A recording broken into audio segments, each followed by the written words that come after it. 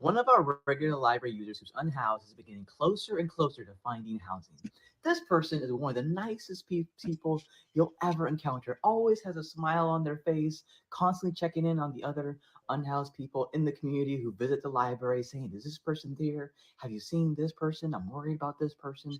Let me know if you see them. Tell them that I'm looking for them." Just a pure soul, a light in the world. And this person has been getting closer to finding housing. The last few days, they've been coming up to me and saying, "I've got more interviews. I think I'm going to get a room." And I tell this person, "I'm so happy for you. I'm rooting for you. I'm going to tell you early congratulations." And this person goes, "No, don't do that. Don't jinx it." And I say, "I've got faith in you. It's going to happen. You're going to find housing." Well, a couple days ago, this person came in. They're talking to all the other library staff. I come up, and as the person sees me, gets his biggest grin, biggest smile you'll ever see, holds out their hand. As I shake their hand, they say, "I got it." I said, "You got the room?" And they say, "Yes, I got the room." I said, "Congratulations. You did it. I'm so happy for you. I'm so excited. What a way to end the year. This is a huge deal."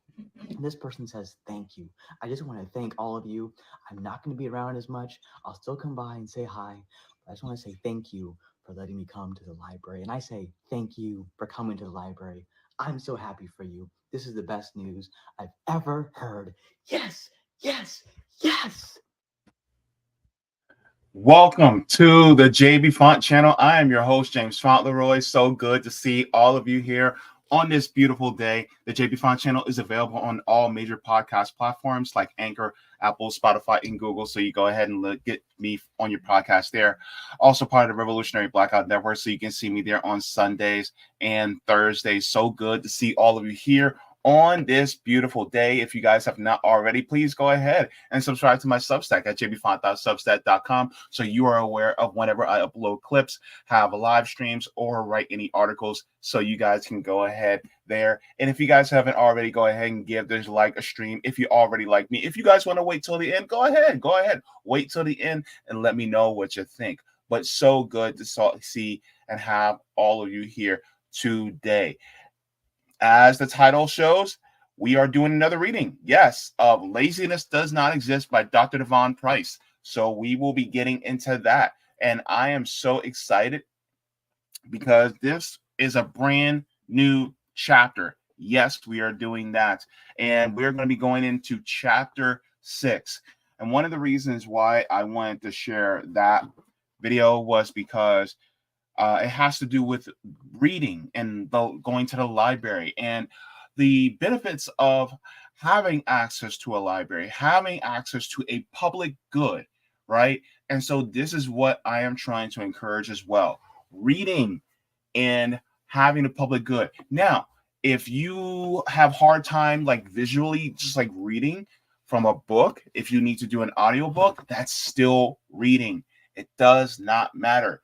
Even if you have to do it through an audiobook, whatever medium that you have to use, even if you use me, right? Looking at my channel to look at the readings. Look, and I also do other books on my channel just as well. If you guys have not, you guys can go to my Rockfin for something a little bit more gritty and serious. You guys can go to Blood in My Eye by George Jackson. That's on my Rockfin channel, right?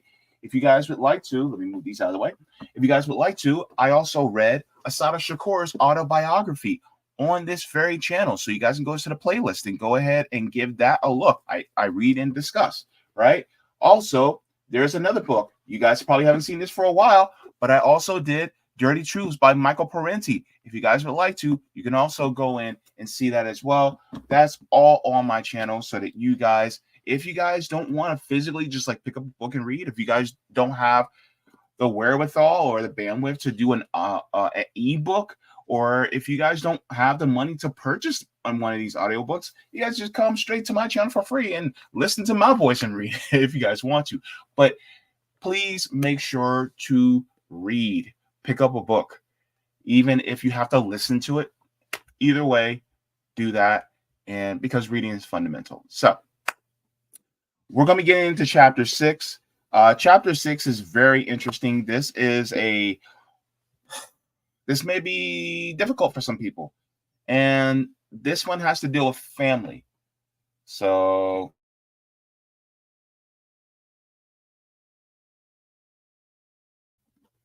family can be kind of tough, especially in the dynamics and we have to deal with. And so this also has to deal with going into the laziness lie regarding that. So, what is this chapter entitled? It says, your relationships should not leave you exhausted. So, this is going to be really good. We're going to do this, and we'll be starting on page 157. By the way, if you don't, make sure to have your tea ready. I got my tea ready. We ready to read? Let's get relaxed and let's get ready to go. Grace complains about her invasive and undermining mother, Sylvia, pretty much constantly. Sylvia is an expert at making her daughter feel small and insecure. She seems to have been a disapproving presence for Grace's whole life. When Grace was excited to become second violin in her city's community orchestra, Sylvia asked when she was going to become first chair. Sylvia sends Grace tons of unasked for gifts in the mail, often things that Grace has no interest in. She gets angry if her daughter doesn't immediately reach out to thank her for her generosity. Sylvia expects constant praise and affirmation of her goodness as a mother, something that Grace really struggles to provide. My mom calls me up whenever she's upset about something, Grace says, and basically demands that I tell her that she's a good mom. She'll bring up a handful of things that she did, like taking the family to Disneyland, and ask me, wasn't that a good time? Wasn't I a good mom to you and your siblings? And if I don't bend over backwards trying to praise her, she'll get chilly with me or say something totally cruel. Sounds like manipulation. Manipulation to stroke the ego, perhaps? Sylvia can be extremely difficult to deal with, but she isn't all bad. She works as an oncology nurse and is beloved by her patients and their families. Whenever Grace has a violin performance, Sylvia clears her calendar and to fly to Chicago to come see it. When other people are around, Sylvia can seem like a warm, proud mother, showering her talented daughter with praise. On paper, her mother is a caring, giving person. Yet, whenever Grace interacts with her, she feels like she's been emotionally vampirized. It reached a low point last summer, just as Grace was starting a new job. Her mother and her 13-year-old sister appeared unannounced on her doorstep the morning of Grace's first day of work, saying they'd come to surprise her. They were holding luggage. I thought I was going to projectile vomit on them, Grace says. My mom's standing there. She obviously thinks that she and my sister are going to stay with me, even though they never asked. She can see on my face that I'm not giving her the, thrilled reaction she hoped this surprise was going to get. She can see I'm not grateful. She's already starting to get pissed.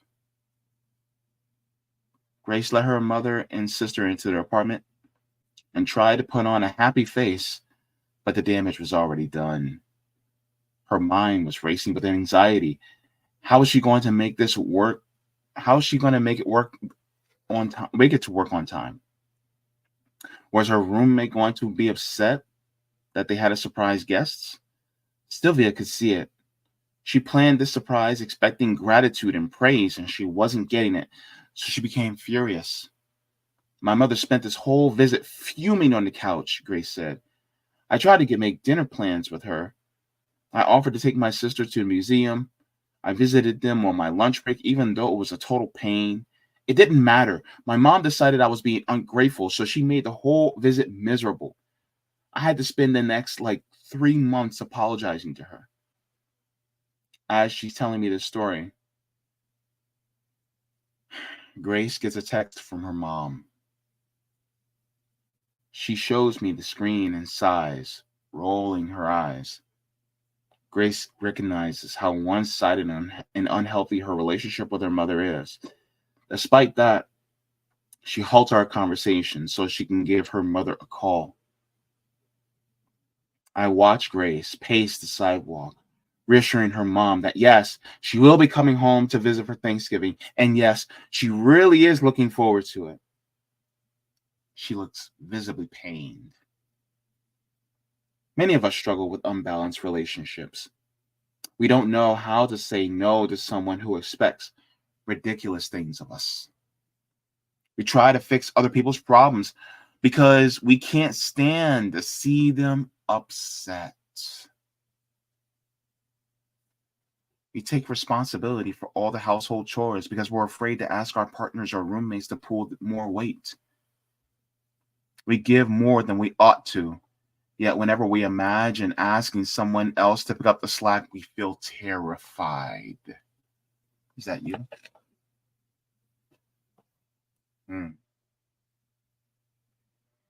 That's a problem for a lot of us. The laziness lie has eroded our sense of healthy boundaries and consent.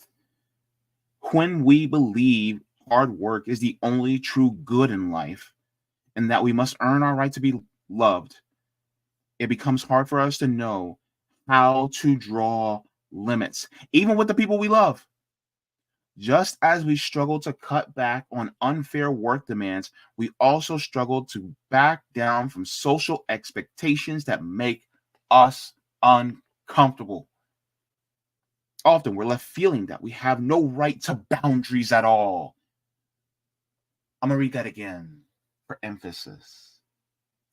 Often we're left feeling that we have no right to boundaries at all. Do you feel this way? How difficult has it been for you to say the word no? Me too.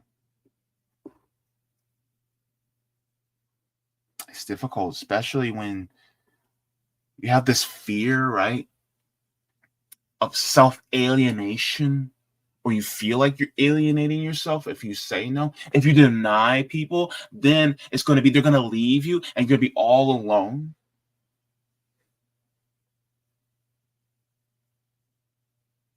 And we deal with that, not just with our work environments, but also with our families too. And we feel like if we tell our parents, our siblings, our cousins, our grandparents, our kids, if we tell them no, they're going to leave us. We tell our partners no, they're going to walk away from us. Or we're going to hurt them.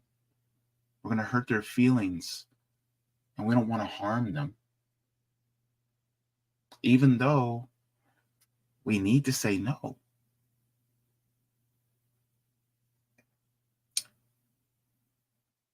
No, that two-letter word is one of the hardest words to utter in the English language.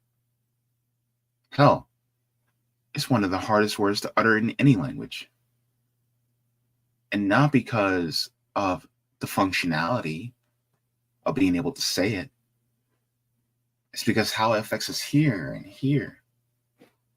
I think that's important for us to unpack. Most of us spend the entire work week ignoring our body's need for rest and idleness. Because the laziness lie says our feelings are a source of weakness that shouldn't be trusted. That tendency to ignore our needs can seep into our personal lives too, making us horrible at standing up to the people who leech our energy. We get so good at ignoring our needs that we can't even recognize when a relationship is damaging. We end up repeatedly being exploited and manipulated rather than being nourished and supported. Isn't this a tool of capitalism as well?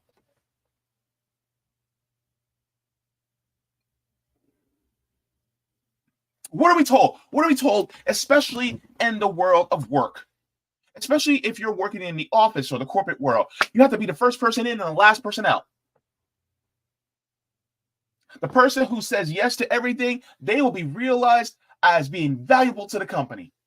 Your value is your ability to say yes every single time, no questions asked. Your value is inherent in you with the inability to say no. Your value is in how much you can produce. And there's no such word as the word can't. You can't you don't say can't. That doesn't exist in your language. Because the word can't shows that you as a human have limitations. And capitalists don't want to know or recognize that you have limitations. They just want you to get the shit done. Figure it out. Right? That's how it works.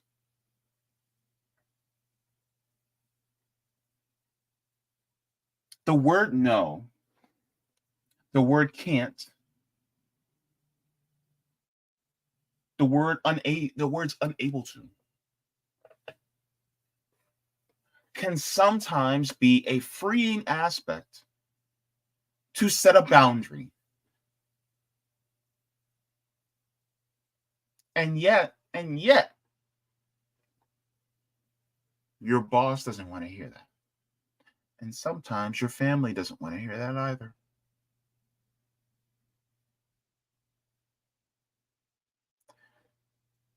The ability to recognize your limitations and then enforce those limitations is an aspect of self-care.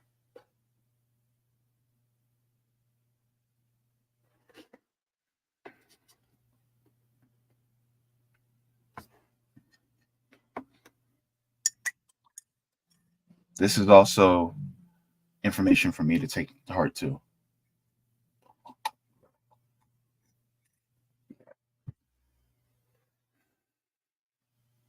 As an adult with a few years of therapy under her belt, Grace has come to realize that her mother's behavior is inappropriate.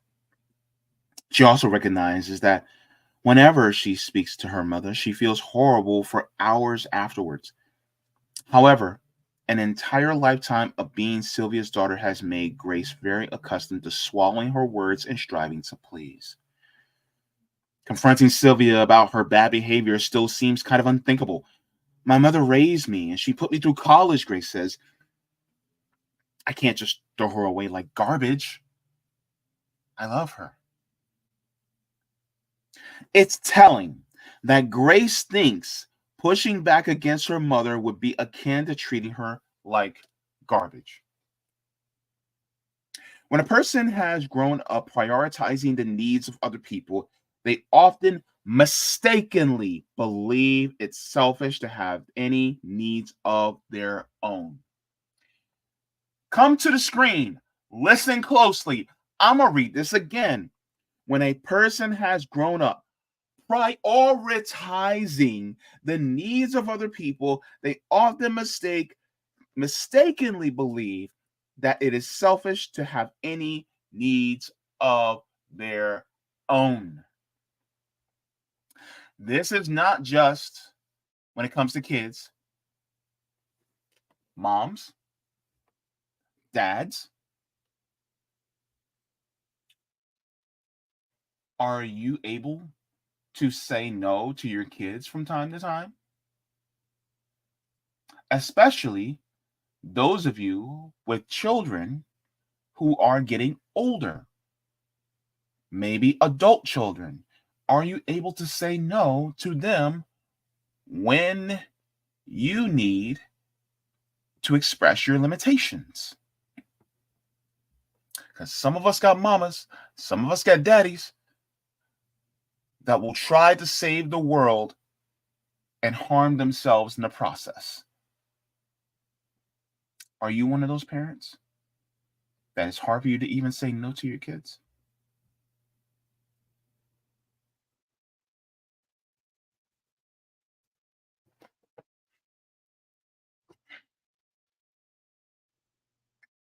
In her book, Adult Children of Emotionally Immature Parents: How to Heal from Distant, Rejecting, or Self-Involved Parents, psychologist Lindsay C. Gibson writes that children who do not receive adequate care and attention from their parents learn that the only kinds of relationships they deserve to have are unbalanced ones. She writes, emotional loneliness is so distressing that a child who experiences it will do whatever is necessary to make some kind of connection. These children may learn to put other people's needs first as the price of admission to a relationship. Some of us will forego ourselves in order to have connection, when in reality, it can be damaging.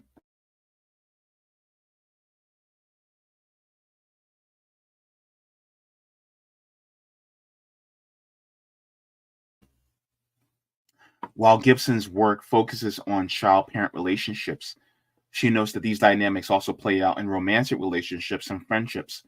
When a person believes that the only way to be loved is to please somebody else, they may end up in all kinds of overly demanding relationships, forever giving more than they receive and never feeling truly seen. This is exactly what happened with Grace. She is the only roommate in her 4-bedroom apartment who cleans the communal living areas at all.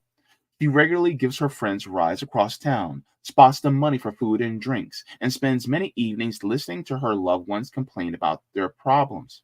There's nothing wrong with these loving gestures, of course, but in Grace's case, they aren't reciprocated. She never learned how to ask for the same kind of support she compulsively doles out. She tells me that she feels incredibly lonely. As Gibson writes, covering up your deepest needs prevents genuine connection with others. Human beings are interdependent. We need social connections and community in order to thrive. Yet many of us live in such deep fear of disappointing other people that we compromise our own values and abandon our well-being in the process. The laziness lie actively encourages this painful self-erasure by teaching us that our value is defined by what we can do for people. Production, what you produce for other people, is not just your value is being placed on what you can do for other people in the workplace, but your value is also placed in what you can do for people in your personal life.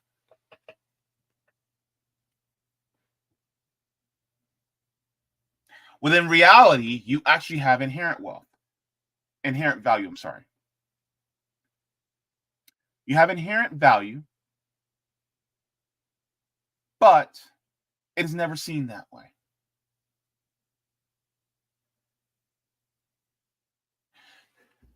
Men,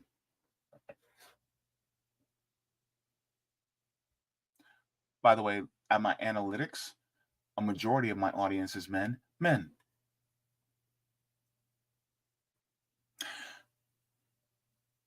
You know that a lot of times the relationships with you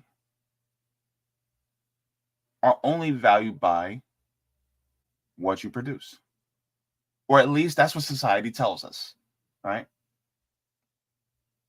Hell, remember when Chris Rock said in the comedy special? He said in the comedy special that when it comes to being a man, love for you is never unconditional. The love for you as a man, it always comes with conditions that you protect and provide and things like that, right? That conditional love stops at a certain age. You're loved unconditionally up until your working age, right?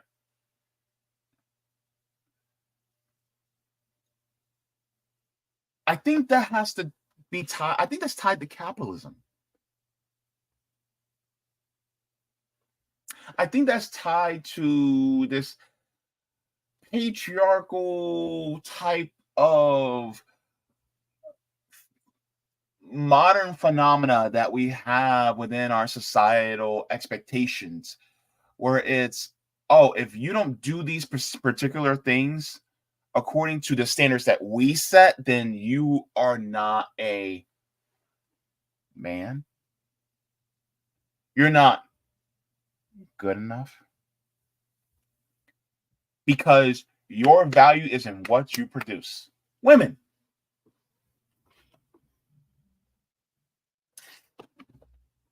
even the ability to have a child is tied to what you can produce.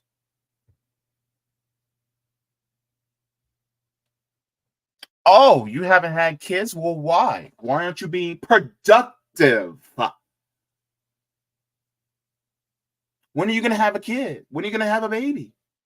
Oh, you can't have kids? Then your value is diminished because you can't pop out a kid.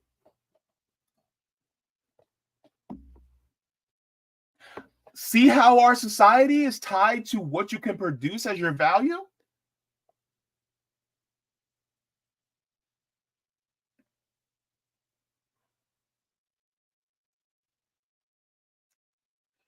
Unpacking some stuff, aren't we? Let's continue.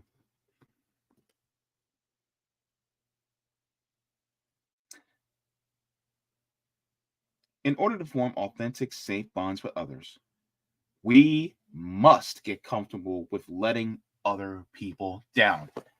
God damn it, this was the sentence of the day. I'm going to read it again. I've been repeating a lot of sentences today, but you're going to hear it. In order to form authentic, safe bonds with others, we must get comfortable with letting other people down. That's life. That's life. That's what people say. You're riding high in April, shot down in May. That's what it is, baby. Sometimes you're going to let people down, and sometimes that letdown is not necessarily your fault. They just didn't recognize that you have limitations. We have to be able to say no in our relationships, just as we must learn to dial back our punishingly heavy workloads and other commitments. Emotional overexertion can be just as damaging as professional overwork. The answer to both is to embrace our authentic needs and to stop worrying that saying no makes us lazy. Saying no doesn't make you lazy, baby.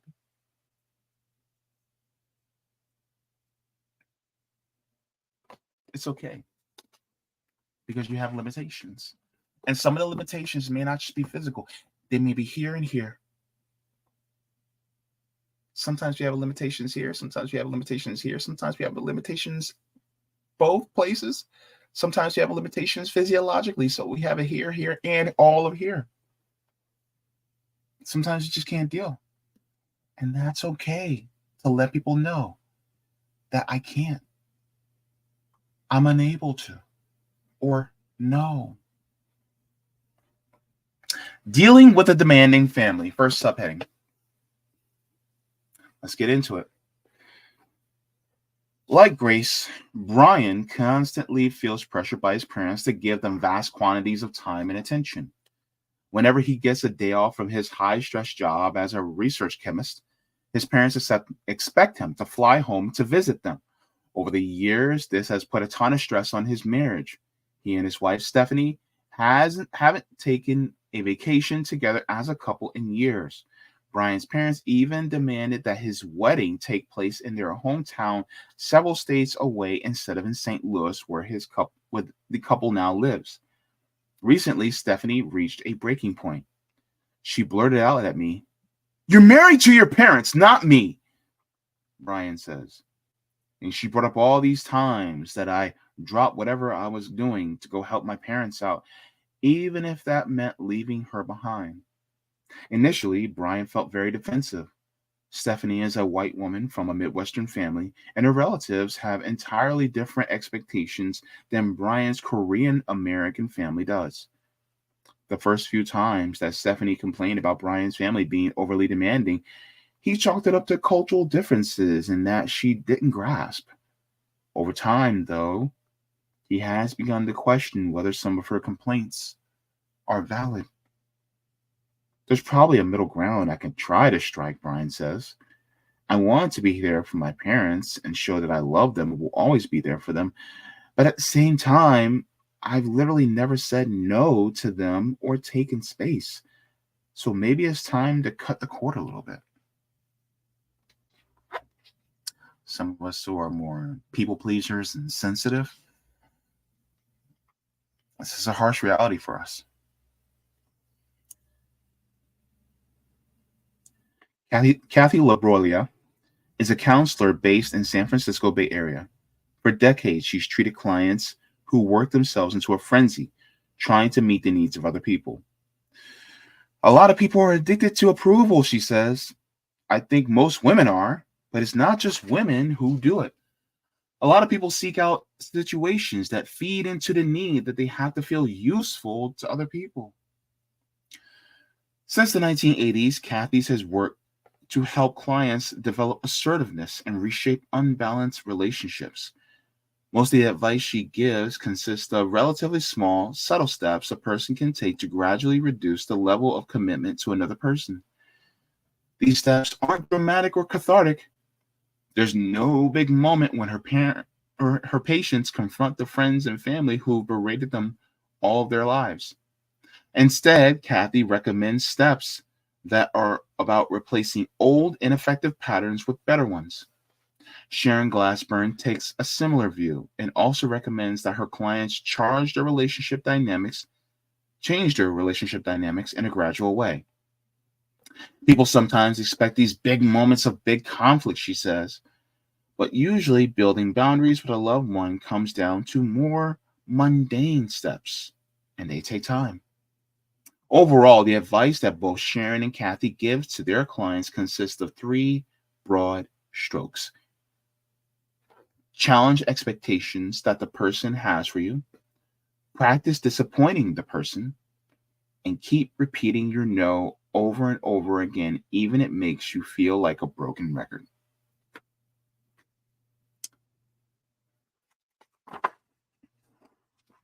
Clear up expectations. Tip number 1.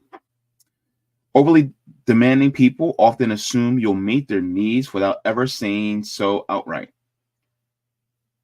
When a client of hers is caught in a relationship with someone like that, Sharon recommends sitting down with the challenging person and making their expectations explicit. So often we get into a relationship with unspoken ideas of what to expect from another person, she says. And sometimes even just naming what they're asking you for can make a big difference. So if it seems unreasonable, ask them to explicitly demand what it is that they're demanding of you. And let them hear how overly demanding it is. In Brian's case, this involved actually telling his parents that their demands were too extreme. I had to tell them that not all of my coworkers travel home to see their parents every time they had a long weekend, he says. That didn't change what my parents wanted from me, but it did help me explain that I couldn't visit them so often anymore. And it made me feel more like I was being a reasonable person. In friendships, it is rare for people to have explicit conversations about what they want and what they're able to give to another person. But Sharon says laying those things bare can clear up a lot of conflicts. It can also illustrate when two people are at an impasse. Sometimes it can really help to sit down and just talk about, what do you expect from me? What do I need from you? She tells me. If you find that a person's expectations or needs are overly large or simply aren't a good fit, you can begin to cut back on your commitments to them. Second tip, warn the person that you'll be pulling back. Kathy Labriola recommends giving your loved ones a heads up that things are about to change. This warning doesn't have to be confrontational. In fact, it doesn't even have to be honest. Sometimes it works better if you soften the blow with an excuse. I suggest that people tell their family members that they're going through something and that they're going to be less available, Kathy says. That way, you're giving them some advance warning that there's nothing personal. You just won't be able to do as much for them as you have in the past. For many people, an effective excuse is to fall back on busyness. Sometimes the only limit people can fully understand is one created by work. So if you're dealing with someone who doesn't respect your emotional boundaries, you can actually leverage the language of busyness in order to get away with doing less. This tactic is effective with Brian. For Brian, his parents didn't respect his needs or the needs of his wife, but they did respect his high pressure job. So he learned to use it to his advantage. If I don't have the energy to talk to them one day, I'll just tell them I'm having a late night at work, he says. Once I told them I had a work conference when really Stephanie and I went camping. If I use my job as the reason I'm pulling back, they don't get mad and they don't take it personally as much. Next tip, say no to small things. All the small things. I'm sorry. This tea is good.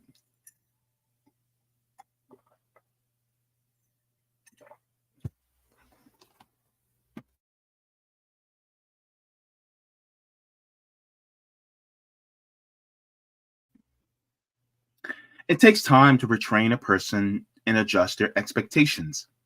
It also takes time to train ourselves to stop reflexively saying yes so much. Kathy finds it's often most effective to begin with small refusals, particularly ones that won't blow up into a huge conflict. Start by saying no to small things, she says, because those are easier and the consequences are less. Start to notice when the demanding person asks for something small, like getting a ride to the airport, and just start to say to no to some of those things. This step combines very well with previous piece of advice. If you've already warned a demanding person that you have a lot on your plate and can't be as available for them as you once were, you'll have an explanation to fall back on if they become upset. Over time, you can begin to increase what you're capable of saying no to. It makes for great self-advocacy practice. Grace was de- Grace was Whew, I can't talk today. Grace was desperately in need of self-advocacy practice if she was ever going to resist her mom's manipulations.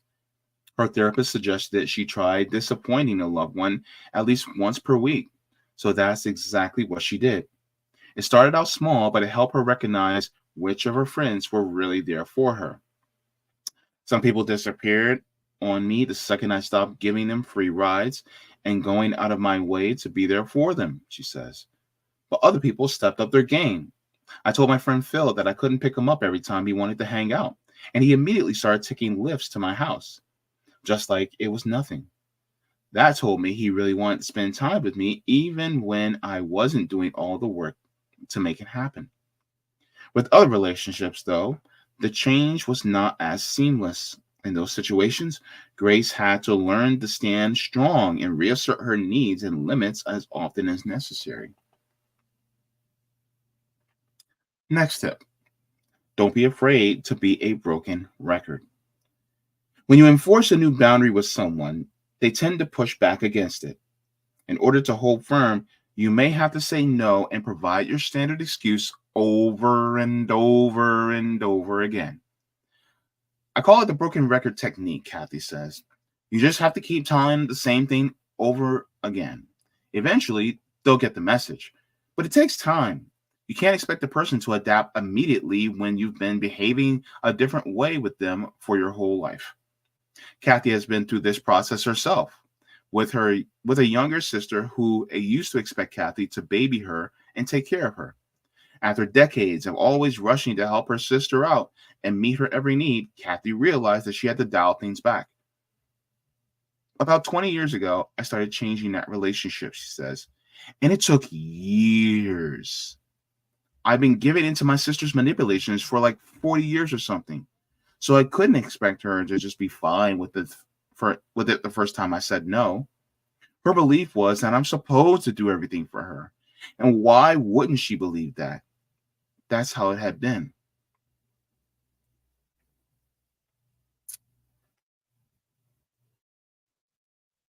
It's kind of like how a lot of parents will demand things of you. And you're like, but I gave you life. And I had you. And I took care of you. And I'm like, which is true. I mean, grateful. But at the same time, who made the decision to have you? You know what I'm saying? It has to be reciprocal. It can't be one-sided.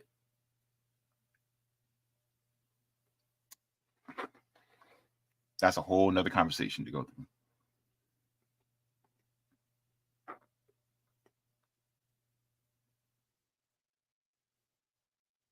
Now, 2 decades later, Kathy's sister doesn't manipulate her or demand excessive support the way she once did.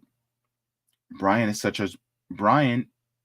at a much earlier stage in the process. He started refusing his parents this year, but he's starting to see gradual growth too.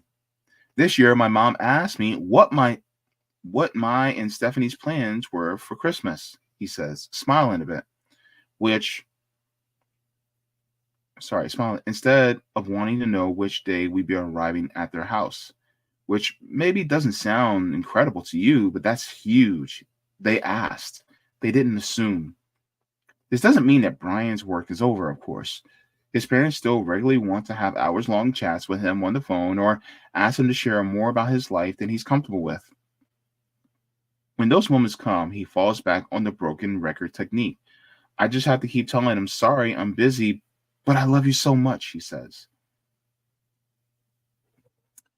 So that's chapter 6, part 1. Some good tips, right? We have to be able to say no. And saying no does not mean you're a lazy person. Saying no does not mean that you're a terrible person. We have to recognize our limitations as people, especially many of us who are deeply empathetic, because sometimes people will emotionally unload on you over and over and over, and then they don't go to anybody else but you. Sometimes you have to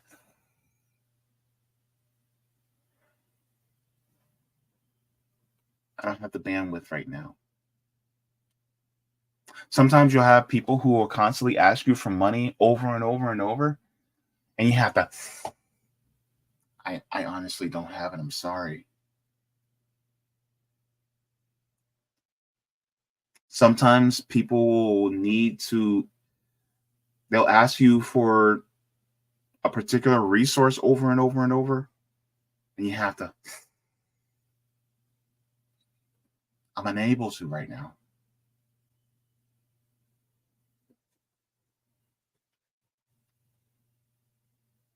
Sometimes people will treat you as the resource for everything, for any and everything.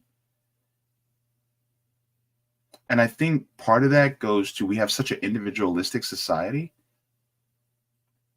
that we depend on people less. And so we put most of our needs or requests on one person.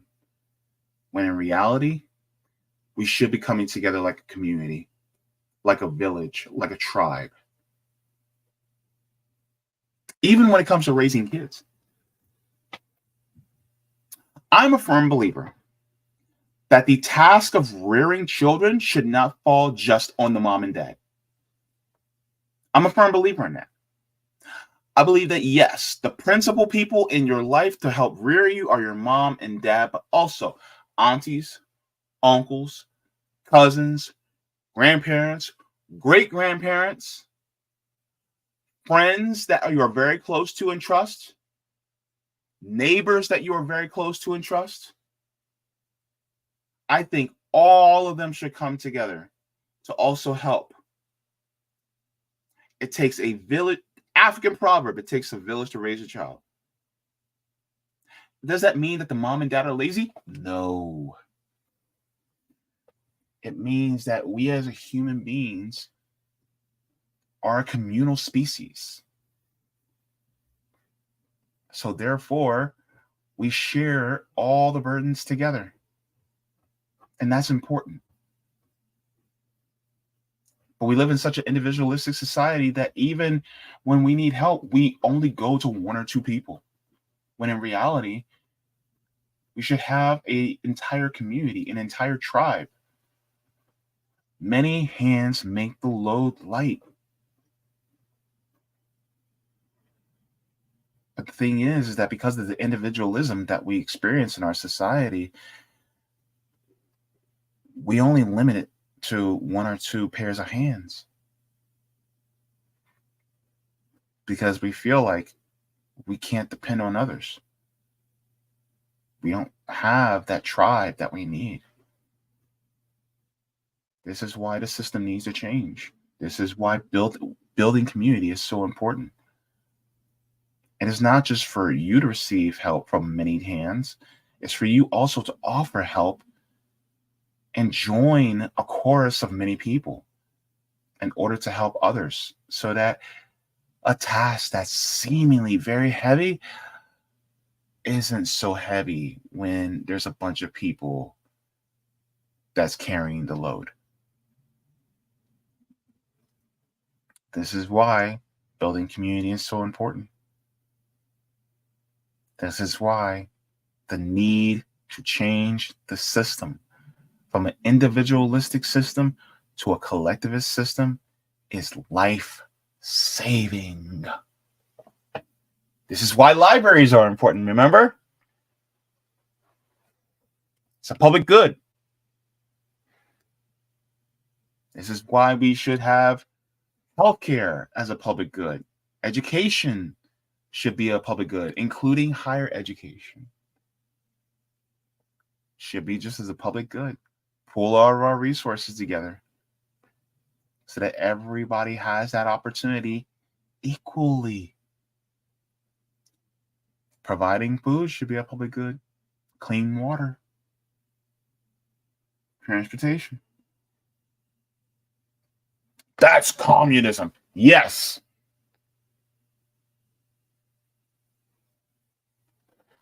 Absolutely it is. Community. Coming together for the good of all. The needs of the many outweigh the needs of the few. Did you like the stream?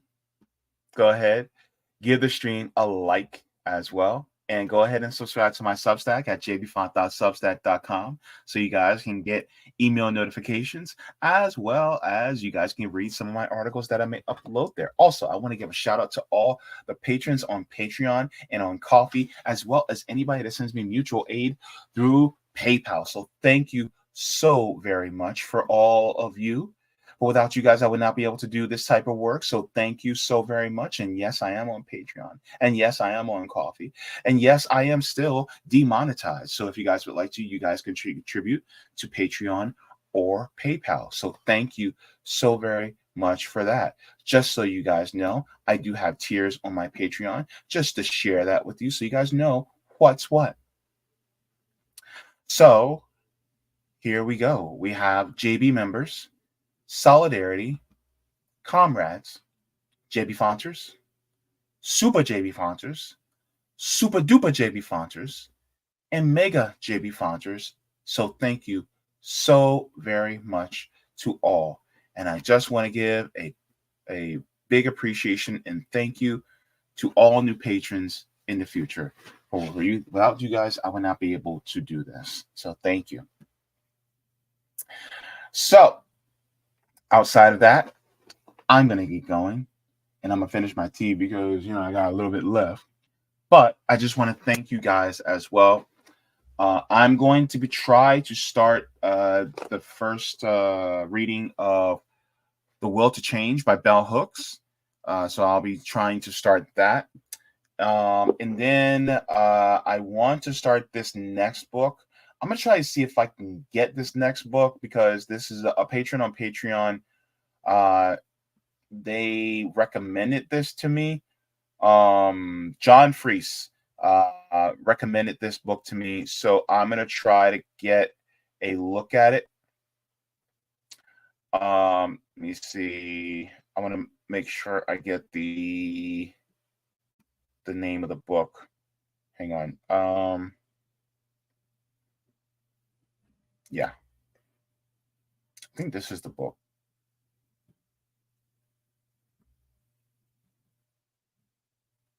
I think it's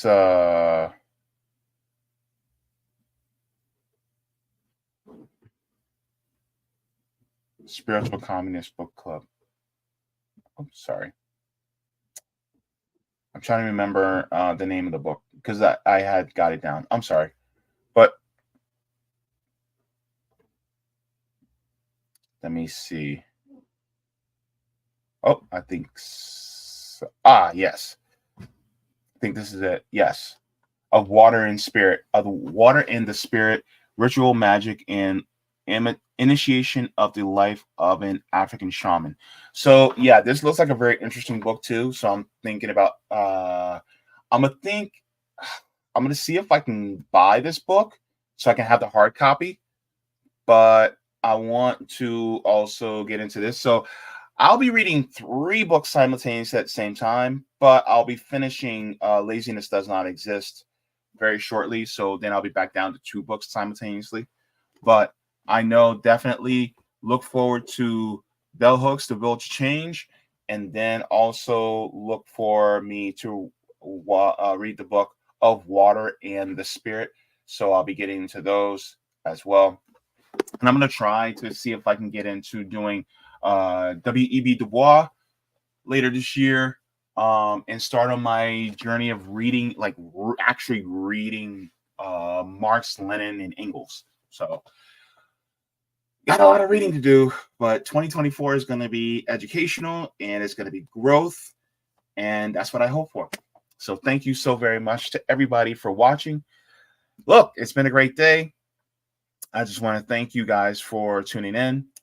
And like I always say, water your plants, water yourselves, leave the world better than you found them. Smoke them if you got them, drink them if you got them. If you ain't got them, then watch something funny or read something, because reading is fundamental and joy is revolutionary.